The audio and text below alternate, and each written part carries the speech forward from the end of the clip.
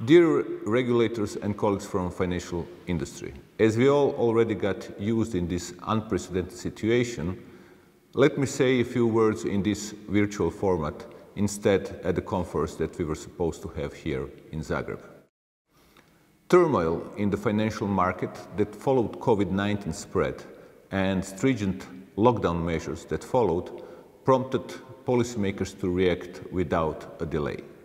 World's central banks proceeded in an unprecedented way in terms of scale and speed of action. Ministries of finance raced ahead with tax reliefs, employment subsidies, and loan guarantees. It all happened in such a way that big bazookas of the global financial crisis do not seem that big anymore. What is the aim? I would say that the measures that were taken seek to ensure a mere survival of a commercial fabric of our societies through the health crisis. What we do? Policy boost, but we cannot reopen stores that are closed due to the lockdown, production plants lacking intermediate goods, nor we can encourage people to get out of the homes and spend beyond the necessities. Policymakers have set their targets at preserving as many jobs and commercial entities as possible in order to enable a swift recovery once the health crisis is resolved. In the face of the peril, few thoughts have been given to the potential alternatives or the long-term consequences of the adopted radical policies. However, we are still at an early stage of the crisis, and formulating future policies might soon prove to be an act of balancing on a knife edge. One potential risk of exceptional stimulus that we are witnessing is the perennial worry of an outburst of inflation. However, very few analysts at the moment take this risk seriously, but exactly for that reason, that might be the most underpriced risk of all. On the other side, more observers are worried about the excessive policy expansion backfiring without providing much of a boost. The costs of further monetary accommodation could start to outweigh the benefits. This is the discussion that we had before this crisis, and it only brings it again to the forefront. In many instances, high leverage has weakened the ability of both the public and private sector to cope with the crisis. Getting macroeconomic policies may be easier part of the policy making.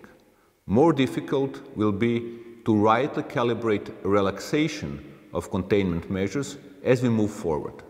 That will be the key, but something that no one has experienced with. So we'll have to learn along the road. Once we get through the crisis, risks are many.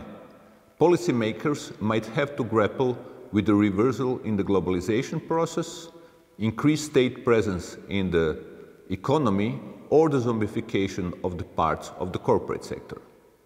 The great lockdown might push globalization into reverse, with all the windfalls slowly leaking away.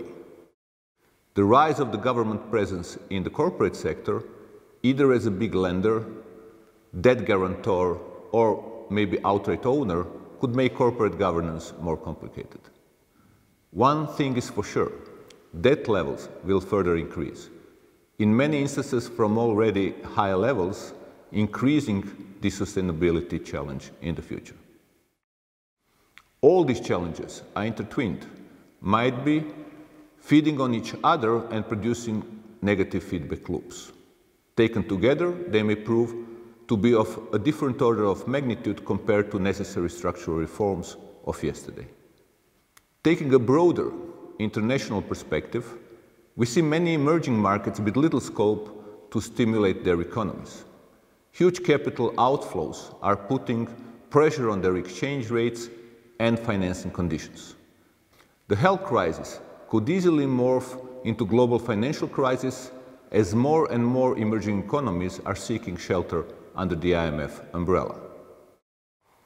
We need to enhance the global governance, mobilize more financial resources, and streamline procedures for debt restructuring. If we fail to do so, problems experienced by the emerging markets could be the canary in the mine. The Great Lockdown will test policy frameworks in different areas as policies move further into the uncharted territory. One is banking system regulatory framework. During the period of elevated uncertainty, banks will still have to find ways to support the economy. To facilitate this support, financial policies have also started to deviate somewhat from the practices of the prompt recognition of all risks and the quick resolution of underlying exposures. Forbearance could thus make a comeback, but we need to weight it carefully and restrict such practices as soon as uncertainty subsides. The Great Lockdown, possibly coupled with lack of policy space, will eventually have to be reflected in the balance sheets of the financial sector and will have to be resolved by it. With that, I would like to conclude and wish us all some luck with wisdom as we move through this unprecedented crisis. Thank you very much.